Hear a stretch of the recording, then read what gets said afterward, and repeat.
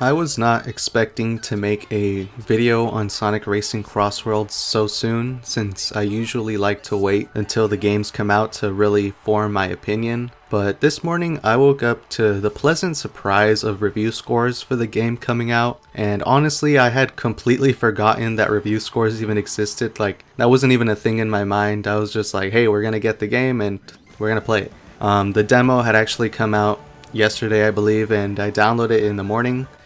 But I never even played it because I was too busy playing a different game, and I'll play it right now, probably soon, and then use that footage for this video. But yeah, the review scores came out, and as a pleasant surprise, the majority of them were positive, which honestly I was kind of expecting and kind of not expecting. Not expecting because I had forgotten that review scores existed, but expecting them because everything we had seen up until now about the game looked at the very least fine, and most of the stuff looked good. Like, we're getting so many tracks, so many characters, the DLC is pretty varied and honestly looks possibly worth the money, the $20 extra if you want, if you're a fan of racing games and all those IPs that they have, which are mostly just Paramount and Nickelodeon, which for me personally, I don't care. Nickelodeon was not my favorite. I don't really care. I never watched Avatar. SpongeBob. Why is SpongeBob in the game? But, you know, getting back on topic, the review scores came out and the majority of them were positive, which I'm really glad about. And the most important review score was from IGN. Personally, that's the one I've been seeing getting thrown around compared to Mario Kart World, which, looking at the review scores, Sonic won for once. Well, not for once, because I'll get into that in a bit, but Sonic won. He beat Mario Kart, which is honestly pretty surprising considering how much Mario is glazed, which that can be reflected in some of the review scores. But for IGN, they gave it a 9 compared to Mario Kart, which got an 8, and that's the one that most people are showing off and saying, oh, Sonic won. And it's especially funny considering just a few days ago they released that advertisement, like sort of throwing jabs at Mario Kart and just going along with all the, I guess, kind of the clowning that they're making on that game, considering people aren't exactly happy about it, seeing as its main open world gimmick wasn't really game changing. It was just kind of an empty open world reminiscent of a certain Sonic game that I'll talk about later. But anyways, that was especially funny seeing how the review scores. So yeah, it was funny how Sonic Racing Crossworlds actually beat Mario Kart in regards to IGN, which is especially interesting considering IGN is historically not a huge fan of Sonic, though sometimes the majority of their reviews can be considered fair, just on the more negative side. But regardless of that, Sonic, unfortunately, overall has not defeated Mario in terms of review score, seeing as the overall Metacritic score for Racing Crossworlds is, let me check. Yeah, so checking on the Metacritic website, Sonic Racing Crossworld is generally favorable. It's in the green, but it's at 83% compared to Mario Kart, which is at 86%, which personally I don't think it's a big deal. Obviously, Sonic Racing Crossworlds is still pretty new. There's still reviews coming out, so it could change, could go up and down a little bit. Yeah, pretty much Mario got the glazing, 100, 100, 100, 100, 100. Because it's Mario, obviously, it's gonna get glazed. But anyways, Sonic's highest one is 95. It's just interesting that Sonic actually managed to beat Mario twice, actually, purely regards to the IGN score, because that's really what I want to talk about. You might have noticed this video isn't really scripted. I'm just kind of rambling on about the review scores and just giving my thoughts. So yeah, that was a pleasant surprise, seeing that it was getting such good reviews, and I'm honestly glad that it is. Because it's an indicator of the franchise as a whole. A few years ago, when Frontiers came out and it was getting pretty mixed reviews, a lot of positivity, but a lot of mixed reviews, I was one of those people that was mixed. In the beginning, I was happy, I enjoyed the game a lot, but as the months went by after everything was said and done, the honeymoon period came out, the hype wore off, I replayed the game over and over again and really just understood my issues with the game, what I liked, what I disliked. Overall, I just think it's a very average game, and seeing it get the review scores it got, which was like for critics, the review scores ended up in the 70, which 70 I believe is a fair score. Personally, I would give it about a 6.5. It is fun to run around the world, just kind of platform a little bit here, but it's incredibly unpolished. I love so many of the ideas of Frontiers, but everything is just executed so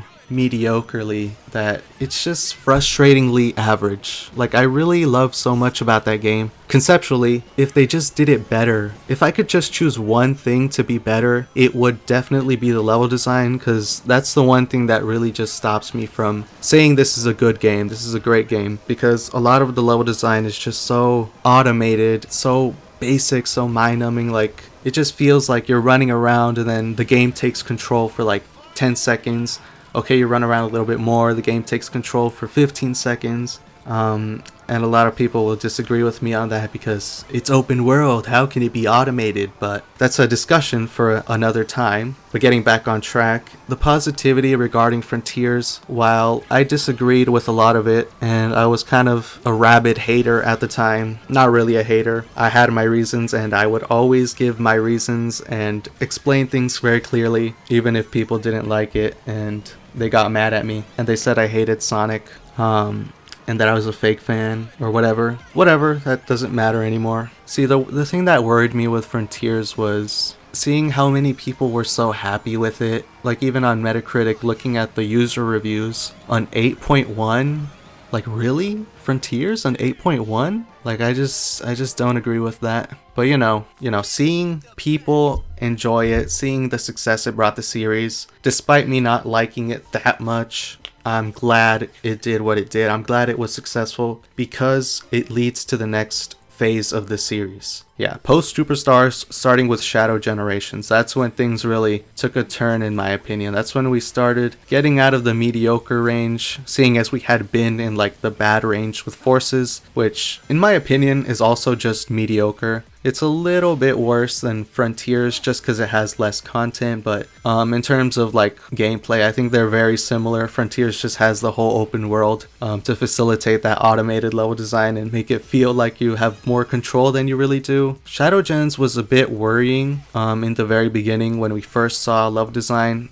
I was cautiously optimistic considering we had just had Frontiers, and when we first saw that arc level, I was a little bit worried seeing so many homing attack chains and straight lines. I wasn't one of those people that was like, oh, it's just like Forces or whatever, but I could definitely see the similarities. You know, level design cliches in general that affect the series as a whole that weren't good, those are what I saw, what I really noticed. But once the game came out, everyone knew it was pretty great. Shadow Gens was great. Sonic Gens as a remaster was, personally, I think is very disappointing. It's kind of a joke considering they didn't even remaster the game. And much worse, they introduced a whole new load of bugs. But yeah, regardless of that, Shadow Generations itself was pretty great. Both games were great games. They're equal in terms of quality. They kind of complement each other, seeing as, you know, like Shadow Generations is going to have the slightly longer levels, but I think Sonic Generations is going to utilize a wider variety of mechanics a little bit more and just offer that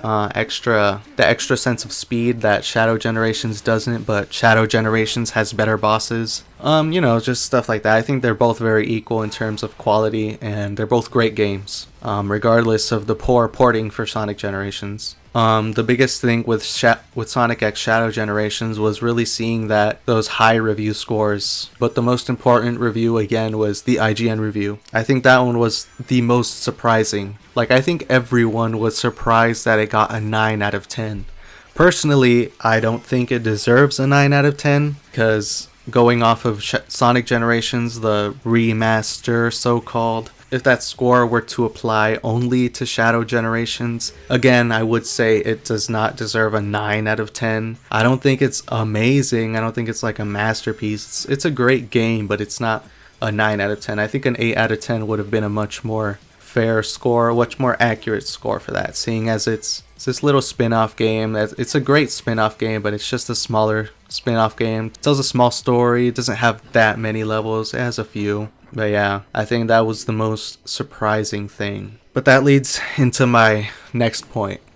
Getting 2 9 out of 10s in a row from IGN. Even if I don't think one was deserved, just getting them. Just seeing IGN, of all people, give 2 Sonic games in a row 9 out of 10s. Just a few years ago, that would have been like, people would not believe you if you were to tell them that the next 2 Sonic games were going to get 9 out of 10s. Both of them.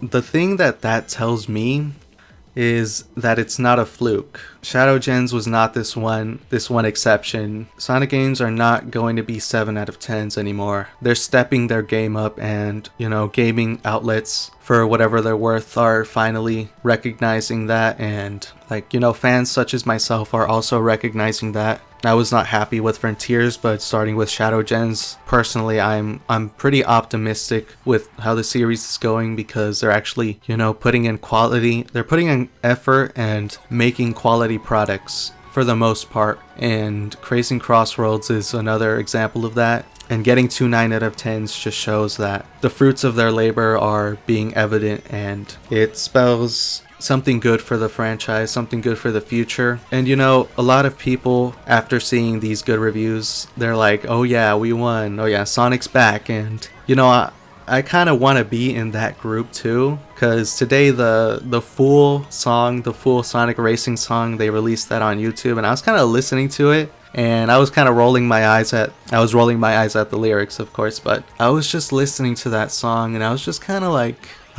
of thinking, like, these lyrics, as cheesy as they are, they're kind of like a celebration of Sonic, just seeing how far he's come in such short time. You think back with Frontiers, with One Way Dream, I believe. Like, that was a promise to us that they were going to do better, that Frontiers was just the beginning. They were just getting themselves out of the ditch. And then the final horizon, they thanked us for the positivity and the support that we gave Sonic Team. And I feel that the Sonic Racing song is just like a celebration of how far they've come in such short time, like what they've been able to achieve. And I think something that kind of adds to it is the feeling that Crossworlds is a celebration of the entire series, because of how many characters there are, how many tracks there are, games are being represented that Sonic Team hasn't talked about or even acknowledged. We're getting niche stuff like Hidden World from Lost World. We're getting Digital Circuit. We're getting Dino Jungle from Secret Rings. I don't know. I haven't played Secret Rings that much because the controls were terrible. But, we're getting all these games. Like, so many games in the series are getting represented here. So many characters, so much music, so many features, so many everything. It's like one big celebration of the series in a way that the generation games couldn't be, because, I don't know, for some reason making a racing game is a lot easier than making a platformer. But, so many games are just being represented here. We're all going through the past iconic locations. We got so many characters. Everyone's just interacting with each other, except the Werehog, because of course Sega wouldn't want to pay Roger Craig Smith an extra $20. But yeah, it just feels like a whole celebration, and it just makes me very hopeful. But I'm still not on the side that says Sonic is back yet, and I know that might be hard to understand. Like, I'm very optimistic right now. I'm very glad, I'm very happy, and I enjoy Crossworlds and Shadow Generations, and I think the series is in a very good place right now. But for Sonic to truly be back, in my eyes, we need a mainline game that is truly amazing. A mainline game that completes the trend of the 9 out of 10s. I don't want another 7 out of 10. I'll accept an 8 out of 10, but I really expect a 9 out of 10 for the next mainline game. If that happens, then I believe the series will be truly back. It's just important to get that mainline game, that main series entry that you can see as like this milestone for the series, that is just objectively a good game. Not like Frontiers, which, like, yeah, some people liked it, most people were mixed. You know, it's like a game that everybody can see, and regardless if it's not for them, they'll be like, yeah, I don't like it, but I can see why most people do. I can see that this is a good game. This is good quality. It's very polished. I can see why people would like this, but it's not for me. Like just a game that's objectively good. A mainline game that's objectively good is what we need for Sonic to truly be back.